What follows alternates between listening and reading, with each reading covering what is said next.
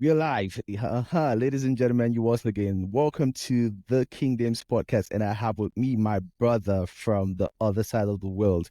From the world down under, Niko Pajarillo. How are you, brother? I'm happy to be here, Damso. It's an honor to be on your show. I'm a fan of the content that you put out, so I'm happy to be here, man. Thanks for having me. Oh, wow, wow. It means a lot. It means a lot to me for you to say you're a fan of the content that I'm putting out there. Like, I think you've made my month. You Man, literally it's made my great. It's great year. to meet you. Oh, wow. Nice, And nice to you were meet telling you as me how well, to pronounce your virtually. name properly, right? It's Ademola, similar to Yeah. Adesanya. Yeah, I tell you, so like I was about to give you a fun fact, but Adesanya is from my father's place in Nigeria, and Kamaru Usman is from my mother's place in Nigeria.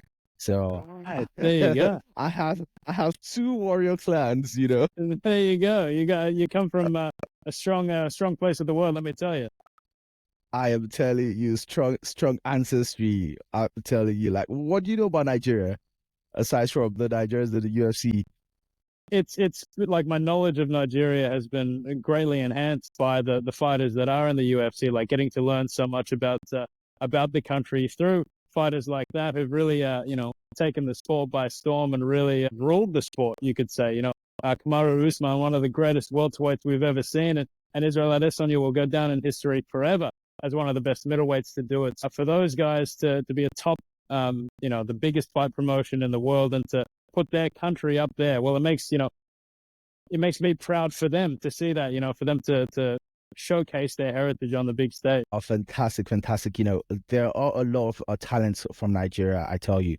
The moment the UFC, decides to set up a PI in Nigeria, it's over. Yeah, you're gonna have like the Brazilian era. You're gonna have the Yeah, African, in absolutely. fact, the Nigerian era in the UFC. So I really hope, Dana White gets to set up a PI in Nigeria, and we'll see great things happen. Hopefully we Yeah, get to but see UFC Africa soon. Like, I remember when Francis was champion and Izzy and Usman still had their belts.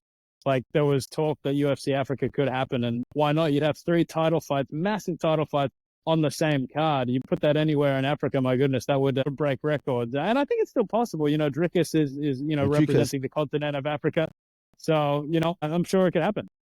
Yeah, I hope Dana White comes through with his words because Dana White was saying with Dricus as champion, there's a strong possibility that we have UFC Africa happen in South Africa. So there's that possibility. We know Dana White likes arenas, but Yeah. the South What's the African best government, arena in the whole continent? Would you say like there's one singular arena that's best suited to have a big TV show and a big worldwide show like that? I think that would be in Rwanda, Mm. but Rwanda don't have that fighting culture that Mm. Nigeria, South Africa, Senegal have. So I think it's a mix and match. But South Africa, they have pretty much the most organized MMA promotion on the continent, which is the EFC. But they tend to use their PI for their events. But there's a stadium in South Africa that talks, the government official has said they are trying to construct a temporary bleacher for that stadium in order to be able to host the UFC. So hopefully that gets done by the first quarter of 2025, and we will be seeing UFC Africa with Dricus headlining that event. So we can only wait and see. It's the things with the government are usually kind of tentative, so really can't say much to that. But I hope that actually does happen. But then, the show basically is about sharing the stories of extraordinary people and dissecting hot topics. And of course, you are an extraordinary person. That is why I have you on the show today. So let's talk about your background and how you got into sports journalism. Well, mate, I've always loved sport, and from the conversations that we've had, about football, about boxing, about UFC, But you it see, it extends everywhere. So it's across all sports, and I think that was the case for me when I was a kid. So I don't know how much you know about Australian football, but the Socceroos in 2005 qualified for their first World Cup in a very, very long time, and that was a very formative period for me. I was only 10 years old, and that really, Wow. I guess, captured my imagination and sent me into the world of football. And then from there, I fell in love with rugby league, the 13-a-side game over here, and I'm Filipino, so of course, Manny Pacquiao and the boxing culture is massive amongst us. Whoa, Manny So, Pacquiao, that guy is a he's a global hero of mine. phenomenon. He absolutely is, and the UFC love soon followed. So, man, just always wanted to do it, and I'm lucky enough to do that as a job now. So, Interesting. So it means you're about 29, 30 thereabout right now. right, I mean, your age right now, you're probably around 30, 29 right now. yeah, that's correct. Yeah, Okay, so I'm thereabout. pushing Okay, so pushing 30. pushing 30, the big 30. Uh, Oh, basically, millennials. I'm a millennial myself. I'm 32, right? So growing up in Africa, thank God you are Filipino, you're Asian. The kind of similarities between the Asian culture and the African culture. So when I was about to go to university, I wanted to study mass communication. I'd always, loved sports, football, boxing, everything. But then, when I wanted to pick mass communication, my father told me like, you're only allowed to pick that thing if you know you're going to pay the school fees by yourself. wow. So what happened? So I had to go study, finance. I studied economics, became a chartered accountant, worked with, the big four accounting firms, became a Wow. consultant. So I only started to like pursue my passion, I think about a year ago. Yeah. Wow. So So you're a man of many talents. Like, I mean, you've come from a finance background and you've built this all yourself from the ground up. I'm telling you. So you would always, pursue your passion as a human being. That's the thing. But the thing is, the background in finance has actually helped my analytical skills. That's Mm, why you would notice with the way I speak, with the way I, make predictions, analysis, you see that okay, there is a method to the madness. So it comes with that absolutely. risk assessment background, from finance. So basically there's no, wasted, would I say, competences. There's always that transferability of skills, But the sport that made us to connect is MMA, right? I got into MMA around 2018 and Conor McGregor brought me to the sport, right? For you, like what made you get into MMA? Like how at what point did you get into MMA? I was always into combat sports, like we spoke about. So, like, boxing was a big part of my household. My father um, showing me, Manny's highlights on YouTube, and I was fortunate enough to grow up in the YouTube generation. So all these clips and all this vision was so readily available for me. Mhm. But in terms of MMA, I remember there was I think I might have been in year 11, so I would have been about 15 years old when my friends were talking about this guy named George St. Pierre, and he was like the guy, and GSP. just no one could beat him. GSP, that's it. So then we used to watch clips of him, and I'd be like, man, this guy's like he's like a Mortal Kombat character or a Tekken character or Whoa. something. He's just like so built and just unbelievable, unbeatable. He almost seemed. So yeah, GSP got me into it. And then I think when Ronda Rousey came about. I want to say 2014-ish. I was at university. Like that really got me watching like week in, week out. And yeah, it just took off from there. And yeah, I was hooked. I think Ronda Rousey gave me awareness of the sport. Yeah, because I was in university around that time as well. I finished university in 2015, right? But I knew Ronda was on the rise at that time. So, but then Conor McGregor was the one who brought my eyes to this point. It was like, hey, come here, boy. There's something happening here. But, combat sports has always been popular, especially boxing. Boxing is like traditional sweet science, right? But MMA pretty much started around 1993, right? Which is the UFC. So pretty much around the world, there are like different levels of awareness, of the sport. So for example, where I come from, Nigeria, I grew up in Nigeria before moving to London, in the UK, right? So in Nigeria, I think pretty much Adesanya and Usman were the guys who brought attention to the sport because they're Nigerian natives, right, who ended up achieving success in the sport. But in the Anzac region, right, Australia, New Zealand, Oceania basically like has the growth of the sport being over there. the growth of the sport has been tremendous. It's been astronomical. I'd go so far as to say, particularly in the last 5, 10 years. So the UFC has really taken on that skyrocket momentum that you mentioned there, of course, with Ronda Rousey and Conor McGregor soon after that. And that was a global thing. Like that wasn't just, specific to Ireland or the US. That Mhm. was felt all around the world of combat sports. And for us, right after that big wave, so, Conor fought Habib October 6th, 2018. And then that really, I think, was the big peak, if you will. And then after that, opened the floodgates, right? So Robert Whitaker was already in the UFC around that time, but he was just Mhm. getting to the top of his tree. And he was fighting Yoel Romero around that time. Alexander Yeah. Volkanovski followed soon after, right? So I feel like the timing couldn't have been better for Australian and New Zealand MMA. Of course, we had Dan Hooker. Who could forget that fight he had against Paul Felder? And, Israel Adesanya, as you mentioned, who's a proud New Zealander as well as a proud Nigerian, uh, Yeah. basically taking control of the 185-pound division was tremendous for the sport in this country, in this region. So that, I And of think, course, was a huge the catalyst. Kiwi, and what's it called? The Kiwis and the what do you call And the other guys? the Aussies, the Wallabies, The Aussies, the Aussies and Kiwi rivalry, yeah, because that's it. That's he it. snatched the belt from Robert Whittaker.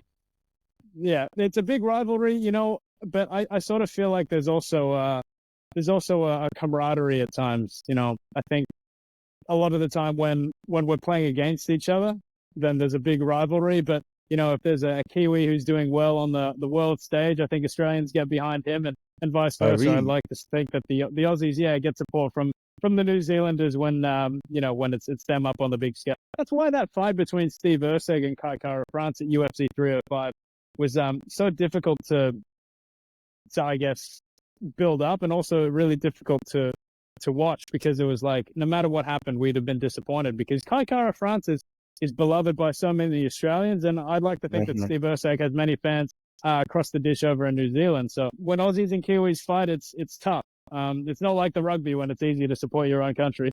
I get that, right, but I'm quite happy that I got the prediction right for that fight. A lot of people were behind Steve Essig, the course of the title fight he had, but I felt like he's kind of, would I say, fast tracked?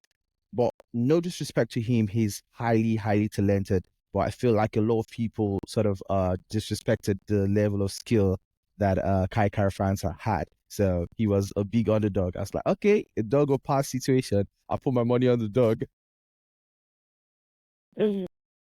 Are you guys allowed to stake money on bets, given the nature of work that you do?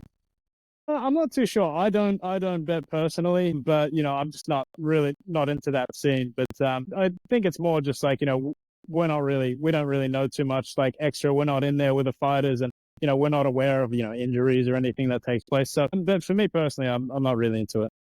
No, okay, but you guys are allowed to make predictions, We can make or predictions. I can tell you who I think's going to win something. Yeah, absolutely. okay, So okay. I was tipping my fellow countryman Steve Erceg to win that fight. I thought that, coming off that Oh, razor close decision win Fraser against close. Alexandre Pantoja at UFC 301 in Uh-huh. Brazil, I thought that, his striking and his reach would have been maybe too much for Kai, but gee, Kai proved us all wrong. He's still got that power, and he's still a great dude and a great fighter. So respect to him, man. Let's correct this. Proved you guys wrong. He proved me right. That's right, exactly. King Dems, hey, you're coming out If victorious, man. if That's the you, way it is. I am telling you. So I predicted Dan Hooker to win. Dan Hooker won. I predicted Kai to win. He won. I predicted Tuivasa to win, but I think he came out gun shy. He was trigger shy. He couldn't really pull the trigger. And who else? He looked Adesanya like to he had a win. sensible game plan tied to Uvasa, and he was really careful with how he approached Biggie Boy Yeah, Rosen's strike. However, I kind yeah. of felt in that third round, I think I was on my feet screaming, "Just go for it, just swing." Yeah, It's the just only go for thing. it. Just Yeah, like kill all the kills. that's right. Well, well, speaking of UFC 305, your involvement and overall thoughts on the event, like what are your overall thoughts? It was a fantastic event. Whenever the UFC comes to Australia, it's just tremendous. We really get behind it, and there's such a hunger, there's such an appetite. I feel for the sport of mixed martial arts in this country. We saw how big it was when Strickland came to fight Izzy at Yes. UFC 293 about a year ago, and before that, I think one of the biggest fight weeks that I've been involved in, UFC 284 in Perth when Volk fought Islam the first time. That was massive. There was a buzz around town the whole week. It just felt electric. And you can tell how much, the country gets behind the sports. UFC 305 was no different, although there wasn't an Aussie in the main event. I still feel as though like it was just massive. The weather wasn't as good, but the fans didn't seem to mind. They just supported their beloved sport of mixed martial arts and UFC. Dricus du Plessis, I think, proved to many people in that main event that he's the real deal. There were still people who were doubting him.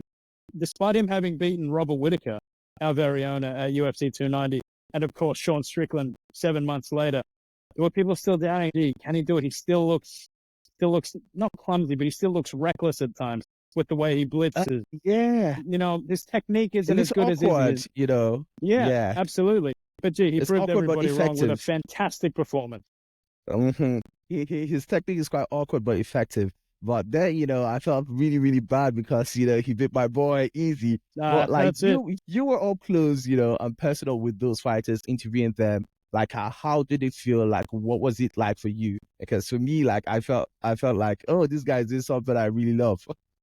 Yeah, it was strange, Dems, in the lead up to it, because Izzy, after having taken that year off, seemed different in a good way. Like he seemed really cerebral, really focused, really calm, really happy, really content and rested. But I didn't know if that was a good thing or not coming up against Dricus because, there was so much animosity between them. Izzy was shedding tears at the press conference, and I was wondering, I don't know if like Dricus is trying to get into his head and if he succeeded here. Dricus was calm, he was suave, he was funny, he was easy to talk to all week. He was brilliant from a media perspective. So was Izzy, but that was not what we'd come to expect. The demeanor I'm talking about from Israel Yeah, you Adesanya. expected the tension and the pressure.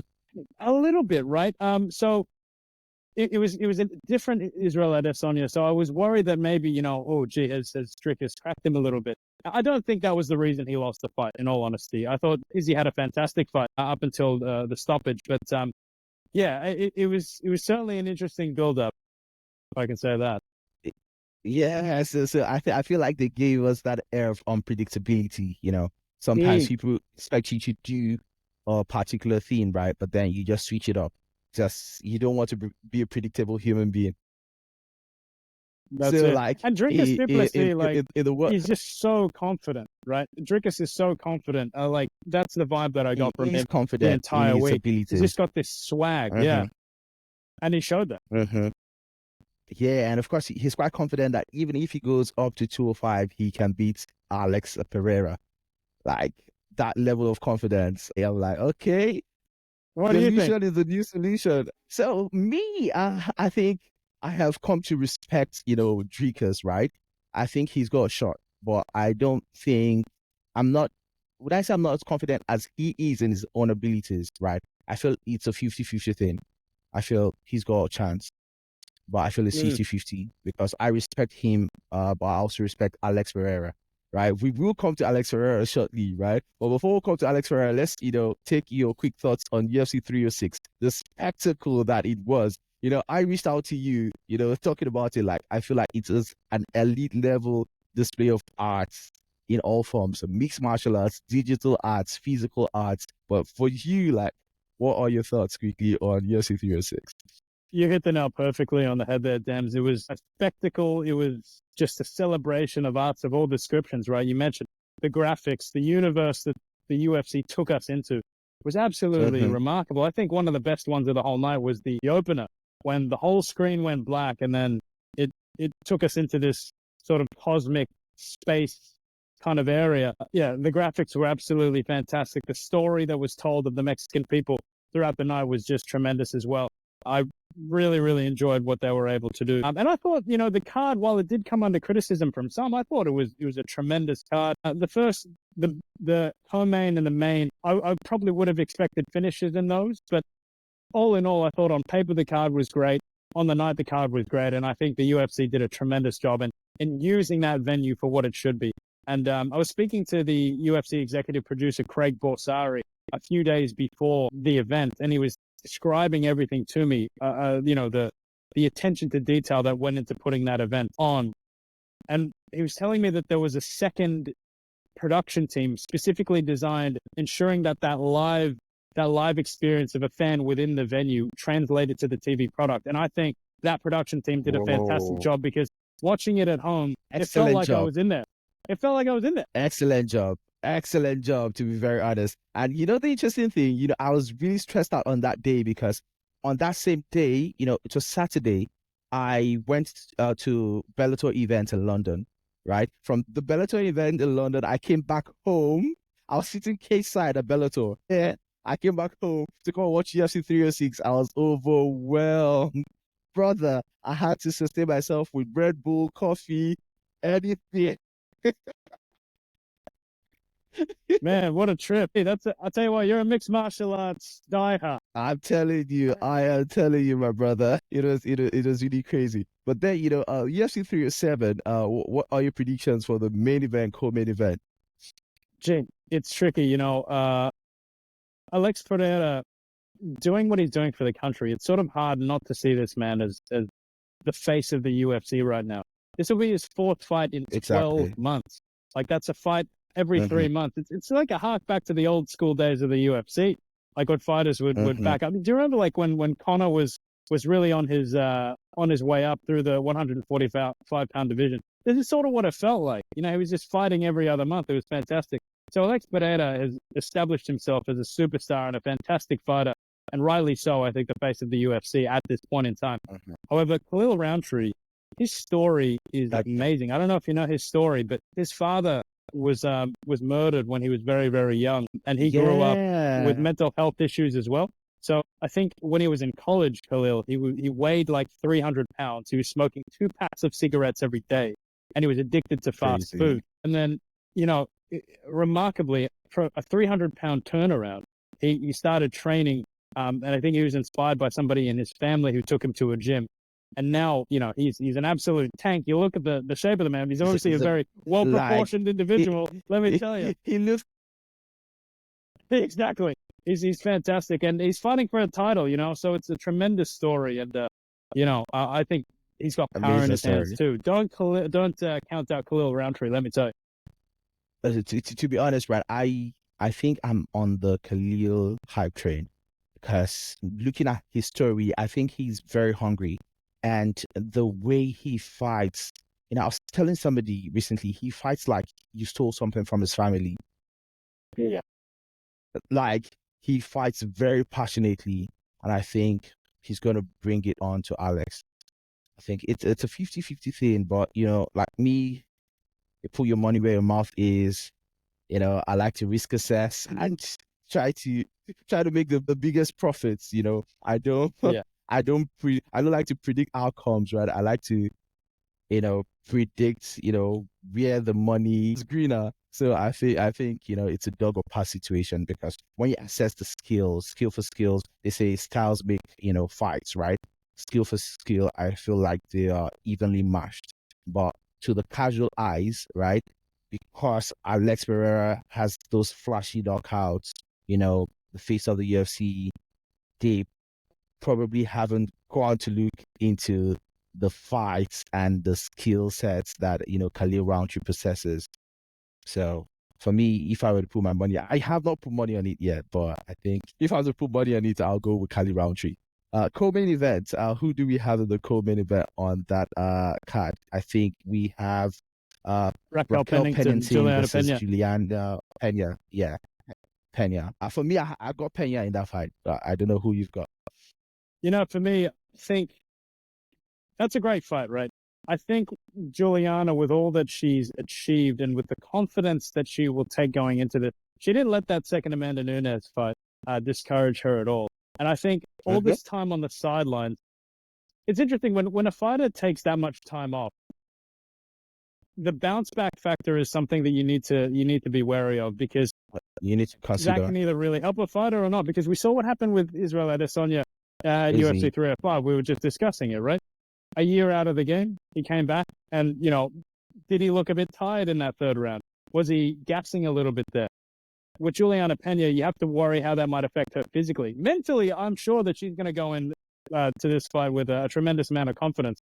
But I just don't know if physically she's going to be there. Raquel Pennington fought for the belt, or she won the belt at the start of this year. Yeah, it's a bit of time out, but I would say she's been more active, and you just wonder if stylistically and physically she's going to be able to keep up with if Pena's going to be able to keep up with Raquel. So it's tough. I'd still go with Pennington with Pena just because of all that she's achieved. And her mental fortitude. I think we've seen. She's been in the UFC a very, very long time. So I think with her experience, she'd probably be able to take it out. Then again, Raquel is super experienced as well. So I don't know who to pick in this one. She is super experienced. Yeah, and both of them, I think, fought Amanda when Amanda Nunes was quite active. But for me, I think the method to my madness right now is the age factor. So when you look at Dricus versus Easy, Dricus is 5 years younger than Easy. So you cannot cheat nature. You get it. Fighting is a young man's sport, right? So I feel like Dricus I will that pull you age up on advantage. that. Alexander Volkanovski, our champion. I think he holds the. I think he broke the record maybe for the age that he was at in defending his title or in title fights against younger fighters. I think he bucked the trend in which the younger fighter would always be successful against the older one at 145 pounds. So who knows? If the fighter is special enough, you never know what the result might entail. That is an outlier. But Raquel is 36, Pena is 35, so it's quite close. So I think they're evenly matched in terms of the age, right? But then, Jose Aldo versus Mario Batista. Aldo, Aldo is a legend, 38 years old. Mario Batista is 31 years old. I don't know.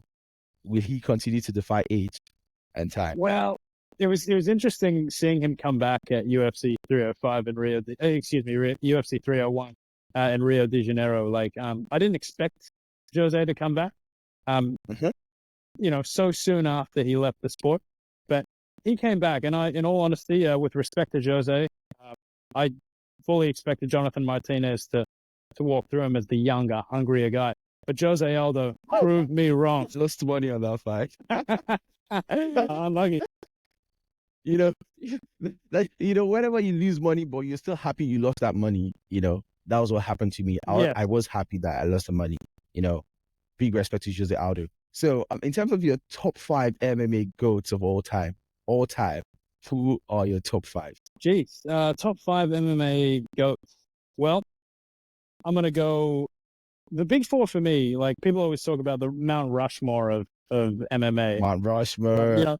Mine doesn't really deviate. So I've got John Jones, GSP, Anderson Silva, Mighty Mouse Johnson, and the 5th one, I'd probably make room for Jose Aldo up there, to be honest with you, with all that he achieved at 145, in the WEC as well. I would put Jose Aldo in that top 5 as well. So those are my guys.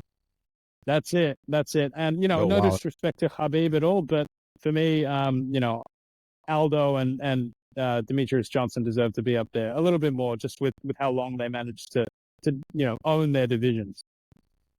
How about Conor? Double champ. Full respect to the notorious one, but and guess what? I was in Conor's country yesterday. I was in Dublin yesterday. So amazing people. So you have to, based on the people that you met, I imagine you have to put Conor in there. Plenty of Conor lovers over there, of course. I'm telling you, like, Conor is a strong influence. Where he comes from. Like, it seems like everybody knows him. Everybody loves him.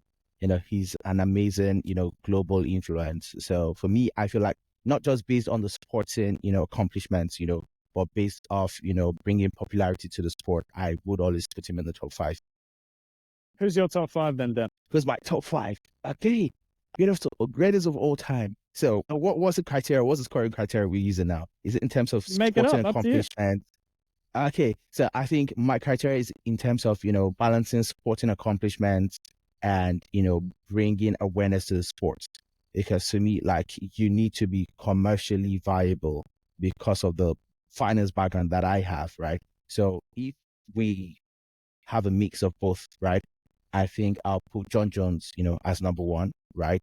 because he was able to achieve both. But purely in terms of sporting accomplishment, I bring in Demetrius Johnson as number two, even though like he did not have that marketability.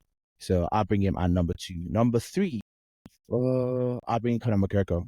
Conor McGregor at number three. Then I'll bring in Ronda Rousey as well as number four because there's no women's MMA without Ronda Rousey. Yeah. Let's And not I think deceive it's fair to ourselves. say as well, like the UFC wouldn't be where it is today, regardless, men's or women. The UFC, I think, benefited greatly from Ronda Rousey's dominance, right? Regardless of Uh-huh. gender, Ronda Rousey was a pioneer and a superstar of the promotion, regardless of any gender restraint. Mm-hmm.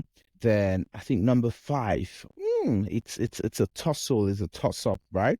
But I think I'll put GSP in there because he's quite influential where he comes from, and he did have great sporting accomplishment. He won the welterweight title, won the middleweight title, so I think he strongly deserves it. So that's my top five. That's a That's great my top list, five. James. That's a So fantastic list, man. in terms of the top three disciplines required to make a well-rounded fighter, so for me, I put wrestling, jiu-jitsu, and Muay Thai kickboxing. So what would you say is your top three? Oh, it's a great question. A very technical question. I must warn you, I'm not a fighter myself, so my knowledge Uh, of that side of things is very limited. However, just based on like what I've seen from an observer's point of view, I think certainly there's no getting away from a good wrestler, right? If you're a good wrestler, it's a lot harder to stop you. I feel so. A good mix of wrestling and jiu-jitsu, I feel, is fundamental. And you mentioned Muay Thai kickboxing. Well, I'd probably have to agree. It's very difficult, I think, to dissect the sport like that because every piece is arguably as important as the next. So I would say a solid mhm, ground game should be the fundamental. And but hey, as they say, every fight starts on the feet. So on the fit. So the in terms of the striking background, which would you favor? Boxing, kickboxing, Muay Thai? Which striking background? Karate, gee, Taekwondo. it's difficult. I mean, my mind would lead towards based on the bloke that we spoke about, just the two guys that we've been speaking about predominantly for this episode of the podcast. Israel Adesanya being a fantastic kickboxer and basically running the UFC for the better part of 5 years. Alex Pereira, who's currently he's a fantastic kickboxer and currently rules Even the Dricus as light well. heavyweight division. Triggers as well. So I would probably lean towards that. But that being said, we've seen fighters. We mentioned Conor McGregor. We mentioned GSP who have karate styles. Robert Whittaker has a karate style. So, splitting the striking backgrounds is difficult. I'd lean towards kickboxing, but gee, I wouldn't want to mess with any of them on the feet, let me tell you. Okay. So we are almost at the end of the podcast. So we need advice from the big brother Niko.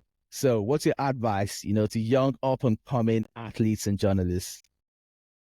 I won't give any advice to any athletes because I have no right to give them any advice. But in terms of journalists, look, hustle and work as hard as you can. Exactly what you're doing now, Debs. I feel like I think that's cool. I didn't actually know you came from a finance background. I know you've done Wow. interviews with several other, non fighters and non athletes like that. Yeah. A few of them, a few of those chats were absolutely fantastic. I think being able to branch out and just to do what you feel you're comfortable in, but also being able to dabble in things that maybe you're not as comfortable in. I think just starting is the main thing and working hard. And I think Yeah. me working for a big company is all well and good, and I can give advice, but I feel like you would probably be better placed to give advice because you've been able to build something from the ground up, which is something that I haven't been able to do. So if you were to give advice, what might that be? Hustle, and of course consistency.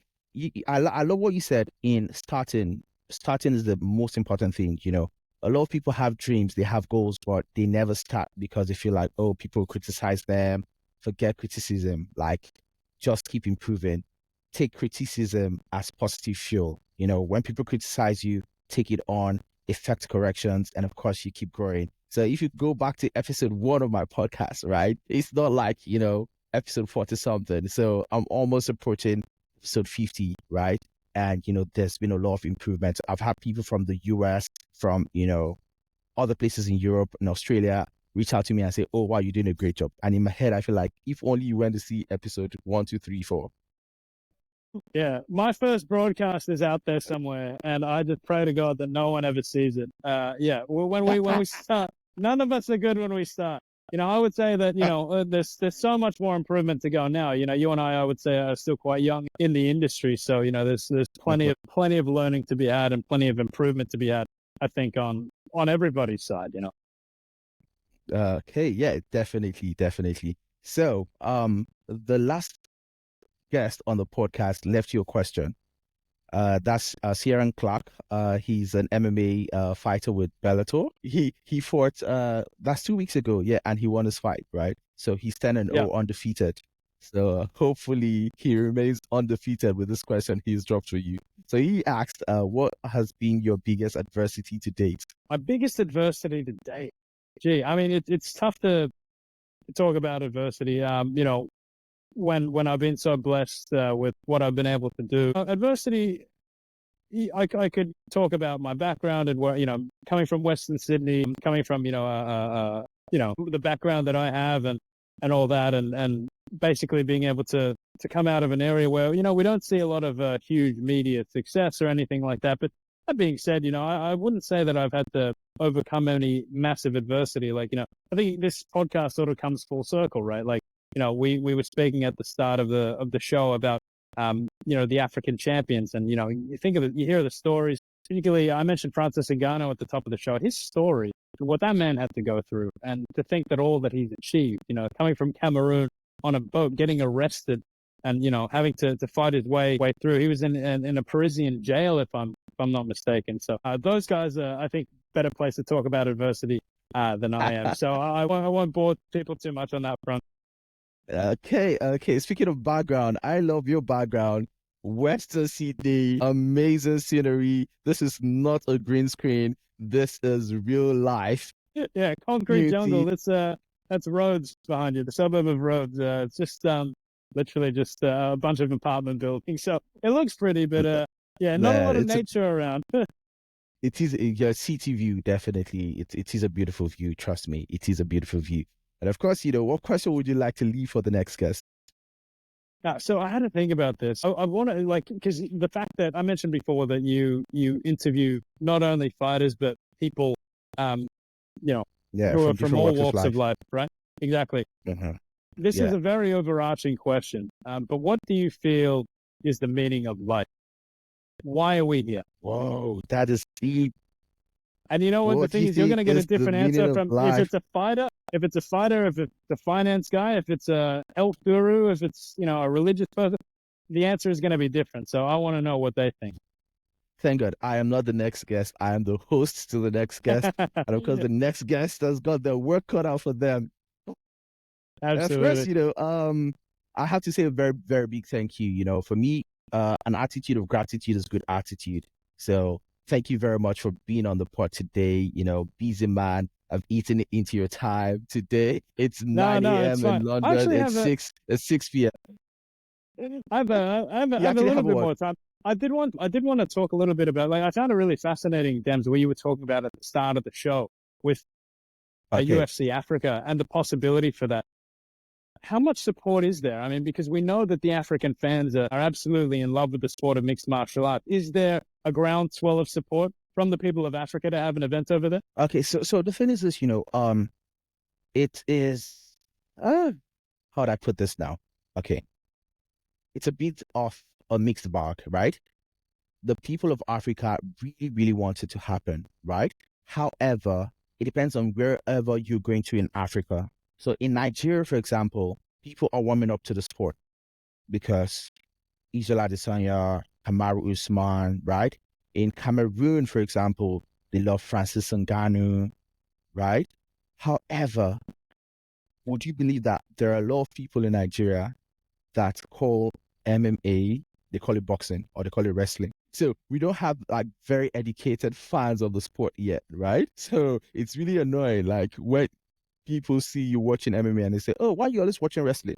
You get it, and then they see me wearing a UFC clothes. Like, oh, UFC, it's not that wrestling program. I'm like, okay, you get it. So we don't have very strong awareness of the sport. So we don't have very well educated fans of the sport yet. in West Africa, let me say. In South Africa, we have, quite educated, fans of the sport, right? Because they have the EFC. But I think Kamaru Usman is doing a great job with the AKO promotion, right? That they have set up in Nigeria. So they've had a couple of events, and now they have a guy, Josiah Musasa, from the promotion who's made it into the UFC. He fought on the Dana White Contender Series, right? And then he got on the UFC. So the awareness for the sport is really, really improving. And in Lagos, Nigeria, they are building an arena right now, a 10,000 seater arena, right? I don't know when it's going to be completed, but I know like very soon it's going to be complete. It's in progress right now. So I think very soon Lagos is going to be in contention, for hosting UFC Africa. But in Rwanda, right, they have an arena Yeah, you that mentioned has, Rwanda. I wanted to ask about yeah, that Rwanda thing. Yeah, you mentioned Rwanda at the start of the program. yeah, Rwanda they've tourism won the been very, NBA. very, yeah, it's been very strong. I mean, I know It's, they very big. sponsor Arsenal with Visit Rwanda. Yeah, this was us now. Visit Rwanda. Yeah. Yeah, so tell me a little bit But the about thing that and is, why they're so MMA strong. is not a, yeah. So the thing is, they have the facilities, right? But they don't have the fans. Have you ever heard of any big Rwandan MMA fighter? In fact, let's even leave MMA alone. A boxer. Have you heard of any big Rwandan boxer? Not off the top of my head. Yeah, you can mention top of your head, right? But Nigerian boxers, you can mention top of your head. Nigerian mixed martial arts fighters, you can mention top of your head. South Africans, right? Boxers, mixed martial arts fighters, right? You can mention top of your head, right? Because, these countries, have practitioners of the sport, they have fans of the sport, right? So it's a mixed bag, right? You need to have fans, you need to have facilities. So unfortunately, the country that has the facilities doesn't really have the fans. All Wow. right. And then you have Senegal as well, right? Senegal have a very, very big, fighting culture. They have this wrestling thing they call Senegalese luge wrestling. You must have heard of there's this really big guy in one championship, Rogue, right? So he's really big. He transitioned from Senegalese luge wrestling. So the luge wrestlers, right? It's the traditional sport in Senegal. Trust me, these guys sell out stadiums. And these guys are What? rich. They are probably as rich as footballers. They are very, very highly paid in Senegal. The wrestlers. But I don't think if the UFC likes to use stadiums. That's another issue, with the Mm. UFC. They prefer arenas. They don't like stadiums, right? So basically, they were to go to Senegal, for example, it would be a good environment because they have that, fighting culture.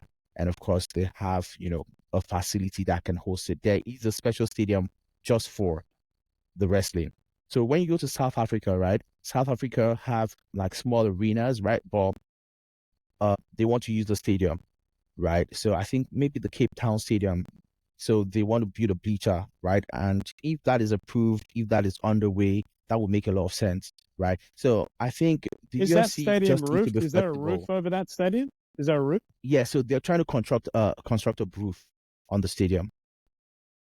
So Right. that's what Okay. So their minister, the minister actually said it. He came out in public and said, acknowledging the excellence of Duke Duplessis. They would love to have the UFC host an event in South Africa.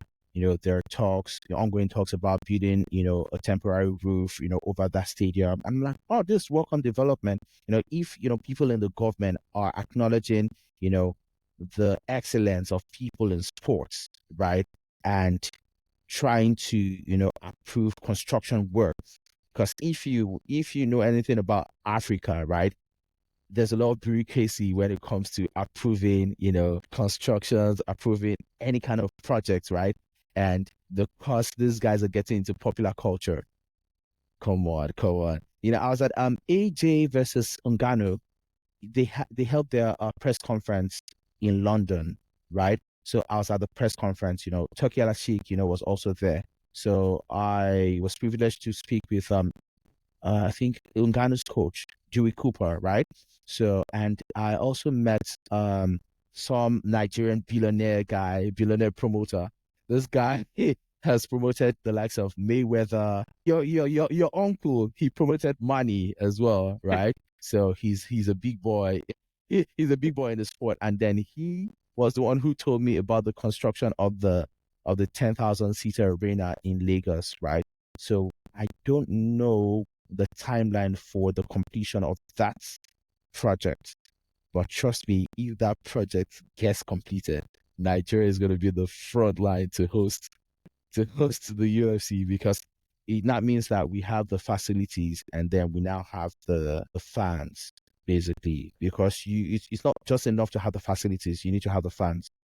You need to have that fighting culture. So if I were to ask you, if you were to predict, if the UFC did intend to host UFC Africa in 2025, while Dricus du Plessis was champion, would you predict that that would take place in his native South Africa?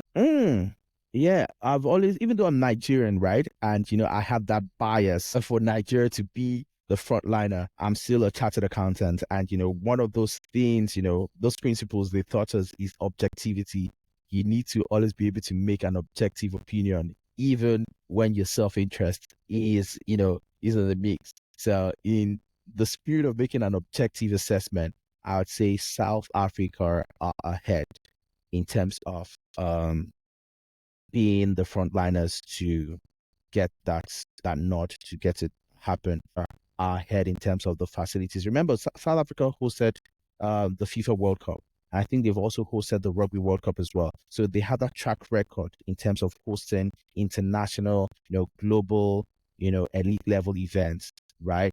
But he is skeptical about, having that very first event in South Africa. But in terms of readiness, I think South Africa are the most ready in Africa in terms of mixing the fans and facilities. Two Fs need to be in place, the fans and the facilities. So I think South Africa are ahead and close, well, I say close second, Nigeria. Close second, Nigeria. And of course, I would say third, probably Rwanda. Because, the UFC are always about their money, remember. If it doesn't make money for the UFC, it doesn't make sense. But I think right now, they're now more interested in the legacy. They're more interested in legacy because remember, the PFL are coming to Africa already. Even BKFC, I've interviewed a lot of people from BKFC. I've interviewed BKFC president, right?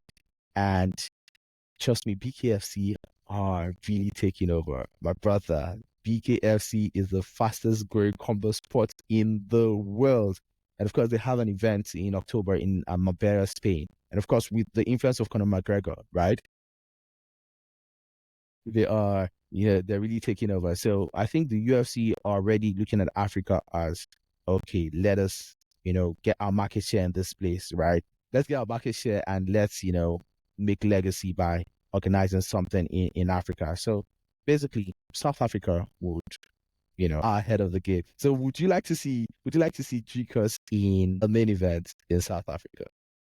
Man, I would just love to see UFC Africa. I can't wait for this event to happen. I'd love for the promotion to head over there to the continent of Africa and for the people of Africa to finally experience, what they truly deserve, which is a fantastic event from the mixed martial arts leader. I think they deserve it, and I think the scenes would just be amazing. And then, we'll probably have another, event similar to this fair in Africa, the colors and everything. It would be amazing. Have you ever visited any African country before? No, I really want to go. I really wanted to be able to see it. I've heard great things about, Tanzania and Botswana and, seeing all the animals and stuff like that and the safaris. So yeah, I've always wanted to go to Africa really. And, I've got, friends from Africa. One of my close friends is from Ghana and, I've got friends from South Africa as well. So, Oh, wow. I would love to be able to see it one day. You're in for a great time. You're in for a great time. Speaking of safari, they've got safari in South Africa as well, Zimbabwe as well, and I think Zambia. So, Okay. whichever one, you're in for a good time. And of course, don't forget Nigeria. Don't forget Nigeria. Of course, man. Absolutely. Nigeria's got great food. Great food. Try the jollof rice. Yeah, we had Izzy in studio talking to a dear friend of the show, Melissa Leong, who's formerly a master chef, but she's a fantastic MMA journalist as well. And he was talking about suya.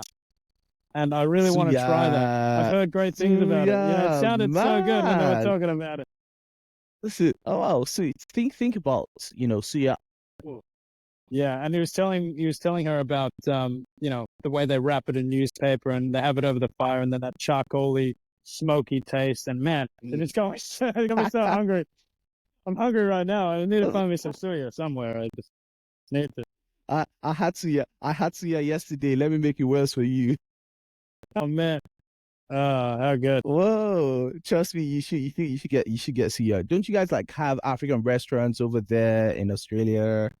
Like I'm you sure we should you do. should I've go got to try. check out a Nigerian restaurant. I'm sure I could find one on Google. Man, Australia. The good thing about Sydney and Melbourne is we're such a diverse couple of cities. So Uh-huh. that's certainly on the cards. We'll look for an African restaurant very shortly and hopefully get some suya into it.